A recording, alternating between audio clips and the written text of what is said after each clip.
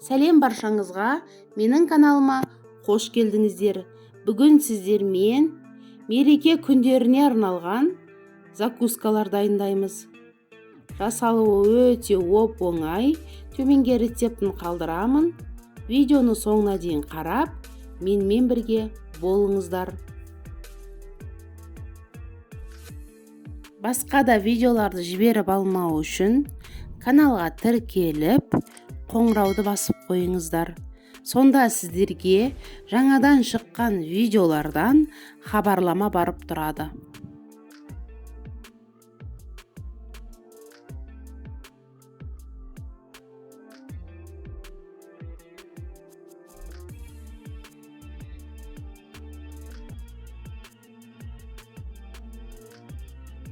Бізге керек ингредиенттер: филе, жұмыртқа, сәбіз, майонез, сыр, аскөк және чеснок керек болады. Филені, жұмыртқаны, сәбізді пісіріп алғанмын. Енді қазір филені тураймыз. Майдалап тураңыздар.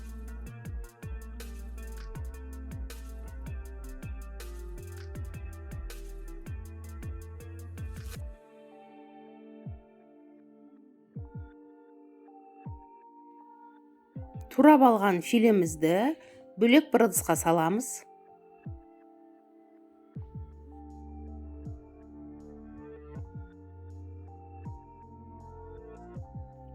Енді сырды үккіштен өткіземіз.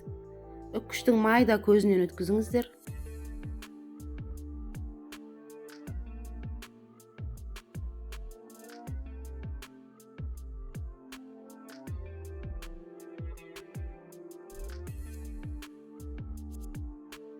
Жұмыртқаны үккіштен өткіземіз.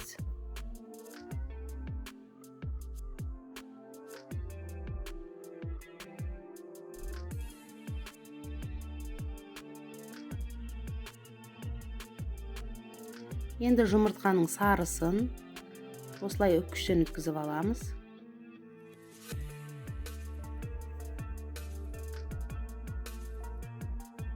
Қалауыңызша тұз, бұрыш себеміз. Аскөктерін тураймын. Ұсақтап тураңыздар.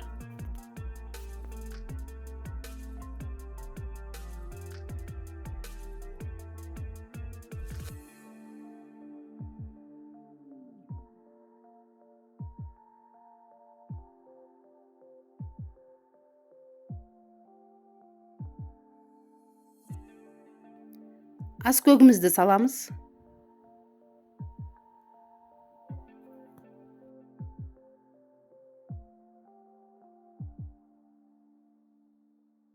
Чеснокты пресстен өткізіп саламын, немесе үккіштен өткізіңіздер, болмаса өте майда етіп тураңыздар.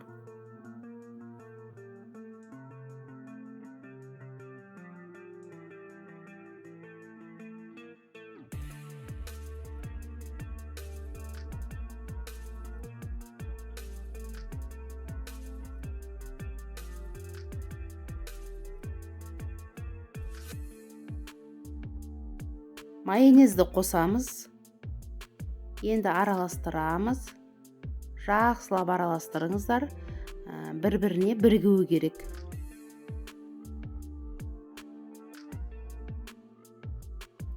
Бөлек бір ыдысқа сәбізімізді үккіштен өткізіп аламыз.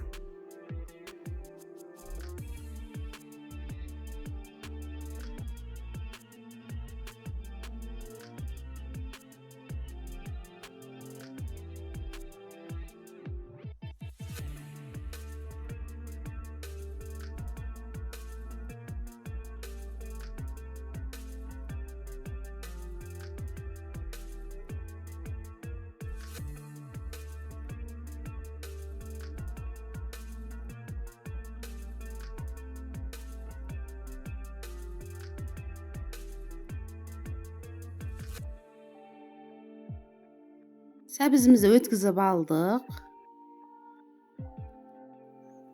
Міне осылай мөлшерлеп алып, домалақ шариктар жасаймыз. Не осылай айналдырып отырып дөп дөңгелек етіп жасаңыздар.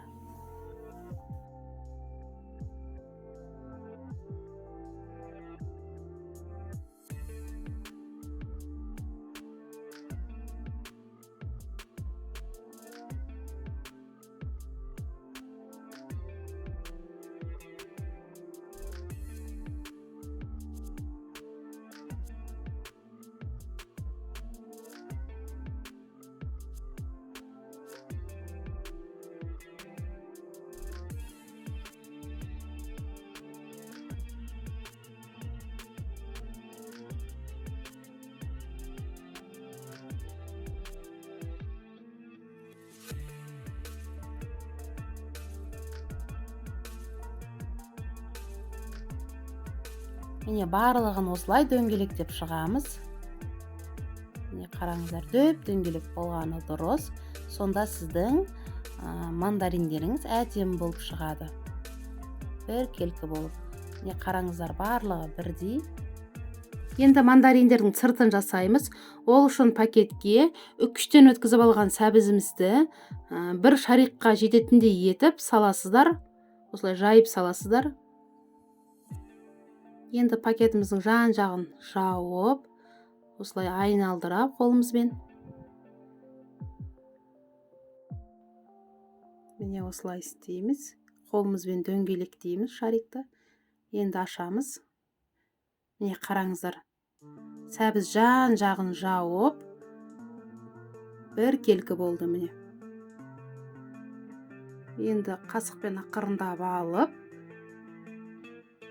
тарелкаларымызға саламыз. Міне осылай болып шығады. Енді міне шариктарымызды өздеріңіздің ыңғайларыңызға қарай сәбізді осылай алып, жабыстырып шықсаңыздар да болады, жан-жағын жауып. Енді ол өзіңізге қалай ыңғайлы, солай істейсіздер. Барлық жеріне жауып, түгел жабамыз. Міне осылай да ыңғайлы.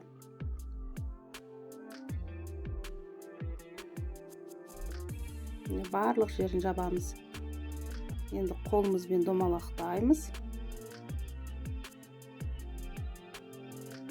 Дайын.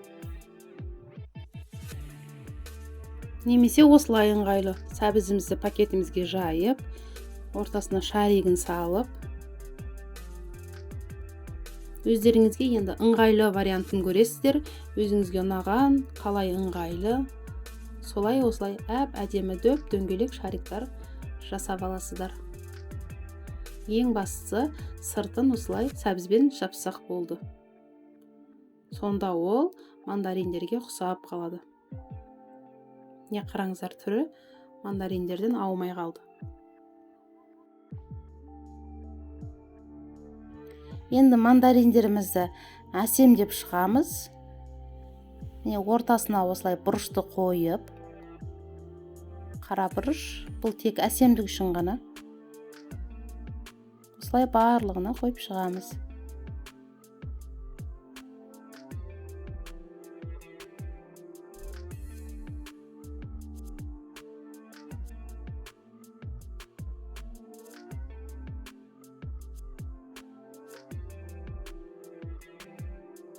Лавр жапырағымен мандаринге ұқсатып осылай қойып шығамыз. Ол енді өз қалауларыңызға байланысты, қоймасаңыздар да болады. Осылай да әдемі. Бұл закуска мандаринге ұқсайды, сонысымен де ерекше. Келе жатқан жаңа жылға дастарханға осы мандаринді жасап қойсаңыздар, мерекелік көңіл күй сыйлап, дастархандарыңыздың сәнін келтірері сөзсіз. Міндетті түрде жасап көріңіздер. Дәмі өте ерекше, сіздерге ұнайды деген ойдамын. Видеоларым сіздерге ұнап жатса, төменге пікір қалдырып, лайк басып отырыңыздар. Видеоны соңына дейін қарағандарыңызға көп рахмет. Сіздермен болған Эльмира. Астарыңыз дәмді болсын.